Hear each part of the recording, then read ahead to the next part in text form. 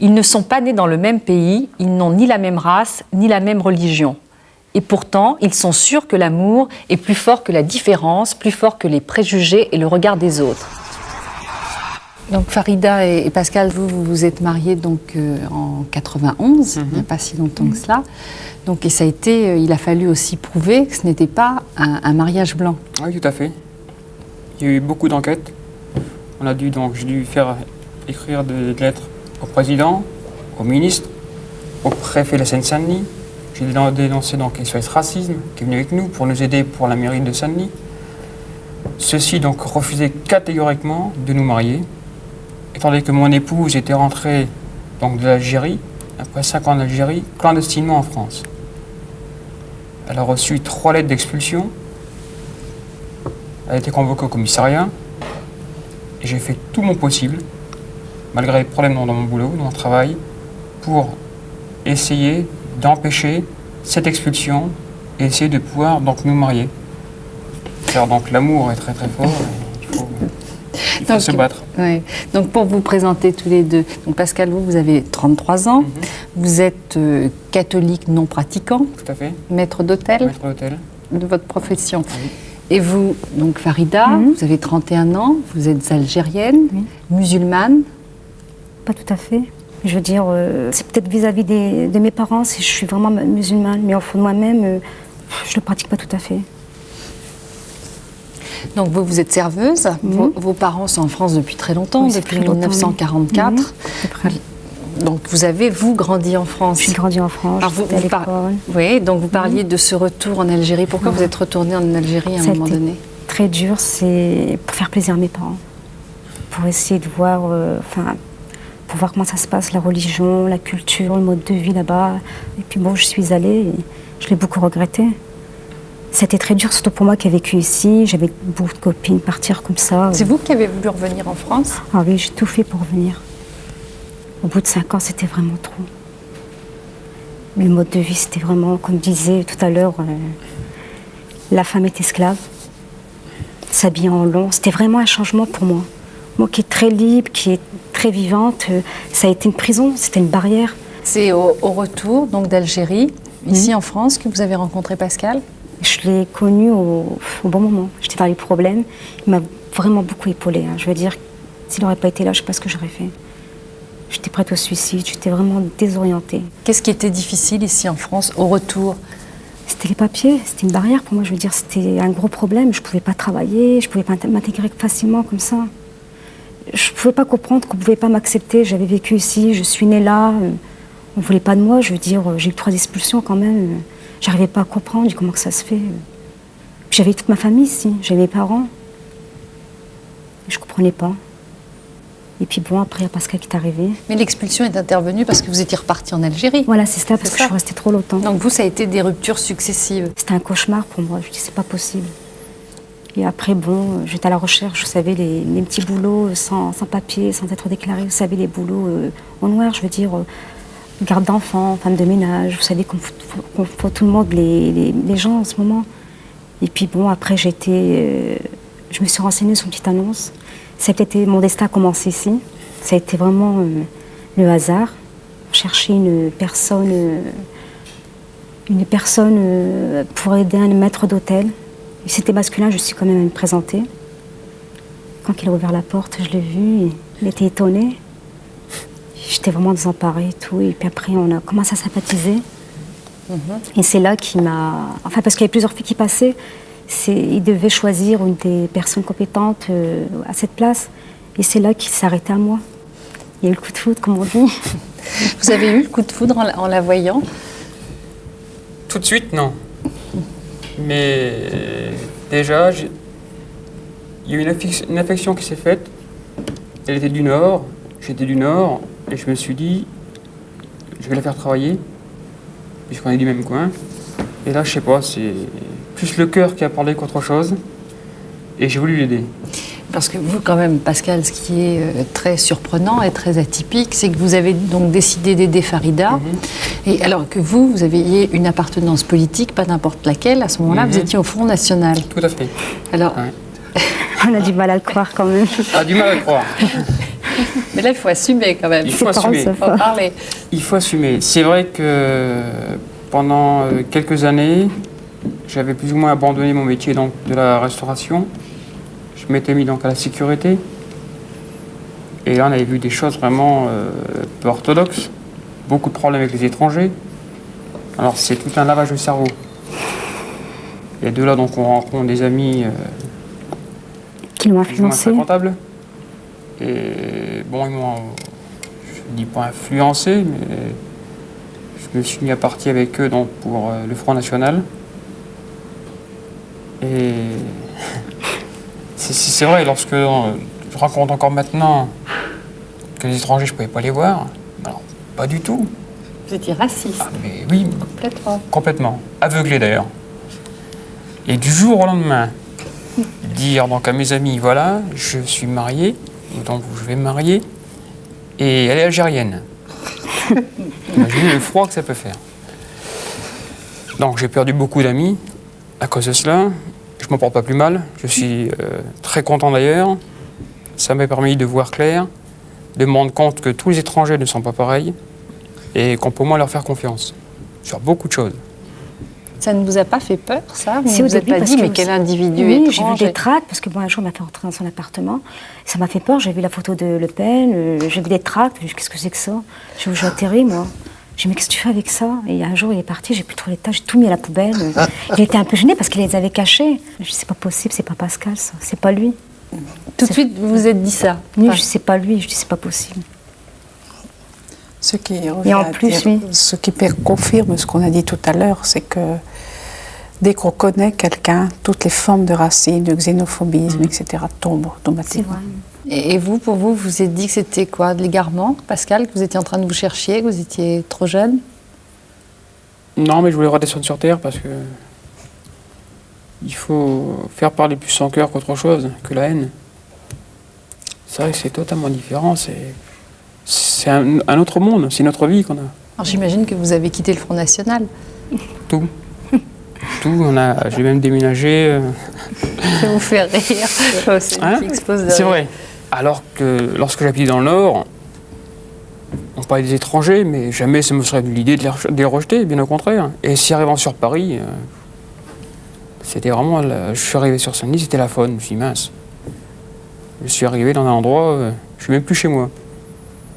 Et c'est vrai, bon, petit à petit, on arrive à un peu être dégoûté, mais c'est en remettant un peu les pieds sur terre, grâce à Farida, à toute sa famille, et à tous ceux donc qui sont avec eux, que j'ai pu au moins réagir. Et Moi, ça, c'est important. Et vous, alors Farida, de votre côté, est-ce que c'était facile de l'aimer? Tout de suite, non. Moi, ce qui me préoccupait, c'était mon problème. Je suis un peu vache. Mais je veux dire, bon, au début, c'était mon problème de papier. J'étais désorientée. Je ne pouvais pas penser à ça. Puis, il était tellement gentil, galant. Puis, pour moi, c'était l'oiseau rare. J'avais trouvé, c'était vraiment la chance. Puis, en plus, j'avais jamais connu comment dire, j'étais encore vierge. C'était strict chez moi. Je veux dire, toujours cette obsession. Et puis, bon, il faisait très attention. Il me respectait. Il me respectait beaucoup. C'est ça que j'ai aimé en lui. Il a pas, je veux dire, il n'a pas, comment dire, profité de l'occasion, que j'étais vraiment dans la baraque, j'avais des problèmes et tout. Il m'a vraiment beaucoup soutenue. C'est ça que j'ai vraiment aimé en lui. Donc vous avez appris à vous aimer l'un et l'autre. Voilà, c'était ça qui nous a unis.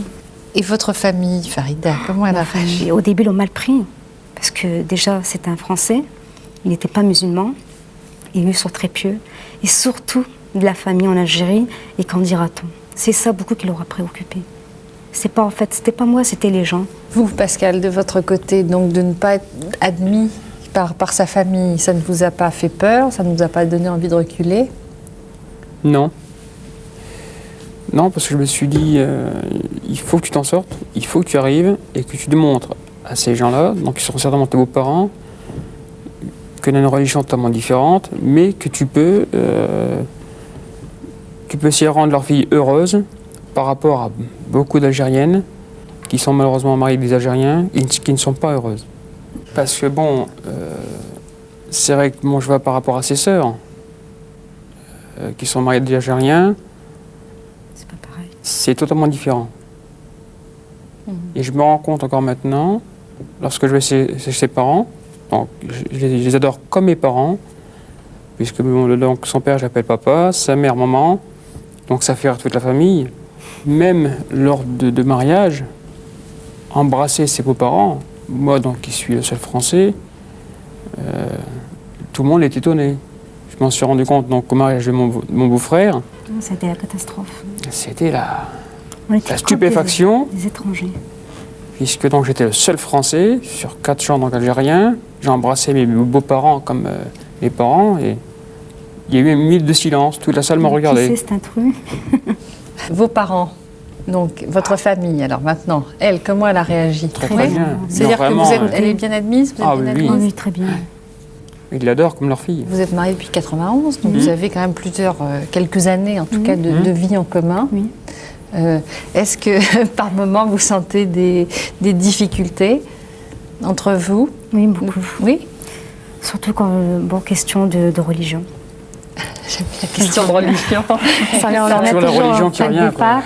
C'est-à-dire? Alors je lui ai posé les conditions, je lui ai dit voilà, non, moi je mange pas de porc depuis ma naissance, j'étais éduquée comme ça, et puis bon, j'ai fait le jeûne, et puis bon, il était un peu étonné, il me posait des questions pour voir par la suite, après, bon, il essaie de me tester. Et alors tu feras ça, quoi maintenant, ça pose problème? Un peu quand même, parce Oui. qu'il a pas, Bah, le porc ne rentre pas, c'est vrai. je veux pas qu'il rentre de porc à la maison. J'ai fait donc mes conditions. Je veux pas être méchante, je veux C'est dire. pas, ça, c'est Mais franchement, bon, c'est c'est pas, pas c'est grave. pas- ça, c'est pas grave. Ouais, c'est Non, pas non, grave, c'est pas grave. absolu, ça, je veux dire, mais bon, des petits détails comme ça, je veux dire, Parce qu'elle fait sur le ramadan. le ramadan, ça le déplaît complètement, parce que Ça me déplaît. il peut pas me toucher, il peut pas, il y a beaucoup de choses. Au lever du soleil, c'est comme les vampires. Au lever du jour, il faut que, avant le lever du soleil, il faut que ça soit quand même, il faut que je sois chaste. Il y a beaucoup de choses comme ça. Et puis lui, c'est tout nouveau pour lui, c'est incroyable. Et ça, vous le saviez, ça? Oui, oui, je savais, oui. Puis bon, il mange à table et moi je le regarde comme ça, on discute, il dit ça se fait pas. Mais moi, pour moi, c'est naturel, je veux dire. Enfin, je pense qu'à moi, je sais. Mais bon. Mais je t'avais dit, je t'avais posé des conditions au début, mais tant tu le respectes pas, je veux dire, mais bon, après petit à petit. Vous n'avez pas pensé, j'imagine, à aucun moment vous convertir? Non. Et pourtant, on fait dans les conditions, on me dit est-ce que tu pourrais te reconvertir à l'islam? Je me suis dit, si je la veux, si je veux me marier avec elle, il faut que je réponde oui. Ah, j'ai pas de problème, t'inquiète pas, lorsqu'on sera mariés, je vais me reconvertir à l'islam, tu auras tout Ah, ce vous que avez tu fait veux. cette promesse? Mais oui, on Oui, a posé oui. des conditions. On a ce posé que des je disais tout à conditions. l'heure. Et maintenant, Et vous y puis, avez renoncé. J'ai renoncé. Alors, vous le prenez comme une trahison? Oui, un peu. Ah, Un peu, mais bon, c'est pas pour ça qu'on est heureux. Je veux dire, bon, c'est. En fait, il n'y a pas de moi, ça vient de mon éducation, de réagir comme ça. Mais je veux dire qu'il n'y a pas de problème de ce côté-là. J'y pense quand je suis chez mes parents, mais une fois que je suis en dehors de mes parents, ça revient normal, quoi, je veux dire. on vous sent un peu inquiète, vous, Farida? Ouais, Est-ce j'ai peur. Je sais même plus de quel pied danser. Je vais chez mes parents. Je change totalement. Hein. Je veux dire, je sais plus où j'en suis. C'est vraiment. Et quand je suis chez tes parents, pardon, je suis libre. Je veux dire, ils peuvent me faire des câlins, on peut se mettre côte à côte. Je veux dire, je suis totalement libre. Une fois chez mes parents, Oui. voilà, c'est le mur. Ça, vous ne pouvez pas même vous Non, toucher, c'est ça? Même pas. Je veux dire, elle se met en face de moi, on discute. C'est totalement différent. Je veux dire, il y a un mur entre nous, on est comme des étrangers. Ça vous perturbe, mais est-ce que vous, ça vous perturbe, Pascal, Au la début, oui. différence? Au début, oui, c'est vrai. Ouais. Puisque par moments, j'arrive à côté d'elle, je lui fais avec un bisou, quoi. Et c'était... tout le monde m'a regardé, C'était stupéfait, le à dire qu'est-ce qu'il m'a fait, là. Ou le principe de dire chérie, c'est...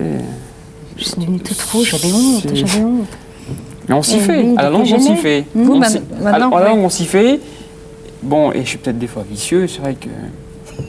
Et si je veux la prendre dans mes bras, je vais d'abord ma belle-mère, je l'embrasse, et puis après je vais voir ma femme. Ah, vous Voyez, contournez. je contourne. Ah, ça y Là est. je contourne, vous voyez. Hossein. Parce que plusieurs fois, vous avez hoché la tête, vous avez voulu le laisser toujours parler. Ben, il y a beaucoup de choses à dire. En premier, il ne faut jamais désespérer de l'homme, fut-il du Front National. La preuve qu'avec le dialogue, on arrive à tout. Tout à fait, c'est vrai. Deuxièmement, il faut vivre votre couple comme vous l'entendez. Il n'y a pas, en islam, ce qu'il faut savoir, c'est qu'il n'y a pas de contrainte en religion. C'est un verset coranique. Là, ikraha fid-din. Donc il ne faut pas vivre votre, comment dirais-je, votre islam comme un fardeau. Ou bien on vit une religion, ou bien on ne la vit pas. Donc si on veut la vivre, il faut y mettre des moyens. Ce que je voudrais dire, c'est que le bonheur et puis la vie ensemble, elle se gagne aussi. Hein. Et en vous entendant tout à l'heure, enfin, de votre témoignage, en fait, moi je nous vois 20 ans en arrière. Et on aurait tenu pratiquement le même discours, quelques virgules près, 20 ans en arrière. Moi, je retiendrai un mot de ce témoignage qu'on n'a peut-être pas prononcé ce soir, et il est tellement important. C'est le mot tolérance. En particulier quand une famille sait que son fils ou sa fille connaît un étranger, qu'elle fasse preuve de tolérance. Je crois aussi que c'est pour que un couple mixte réussisse, il faut que vraiment le dialogue s'instaure tous les jours entre les deux partenaires et qu'il n'y ait jamais de zone d'ombre, que toute zone d'ombre soit tout de suite balayée parce qu'une petite zone d'ombre va devenir très vite quelque chose d'insurmontable si elle n'est pas balayée tout de suite. Je crois que ça c'est important. Oui, mais c'est ce que tu dis, c'est valable pour tout, à la rigueur, je dirais pour tout couple. Oui, mais plus pour nous. Oui, Pour nous. Oui, mais pourquoi? Parce que quand deux étrangers veulent se marier, bon, ils s'adressent à l'autorité, soit religieuse, soit civile. Qu'est-ce qu'on commence par leur dire? Tous les défauts. On ne leur parle pas d'abord en leur disant est-ce que vous vous aimez? Quand un musulman veut épouser une chrétienne, la chrétienne s'adresse à son église. Qu'est-ce qu'on lui dit? Oh, méfiez-vous. Vous savez, les musulmans, c'est ceci, c'est cela. Quand une musulmane ou un musulman veut encore épouser un chrétien, il s'adresse à sa communauté musulmane. Qu'est-ce qu'on dit? Oh, vous savez, c'est des colonialistes, méfiez-vous, ils ne sont pas comme ça, ils sont ceci, ils sont tout là. Au lieu d'essayer de comprendre la démarche du couple et essayer de les soutenir dans leur démarche. Et de leur demander s'ils s'aiment, c'est ça? Donc, voilà.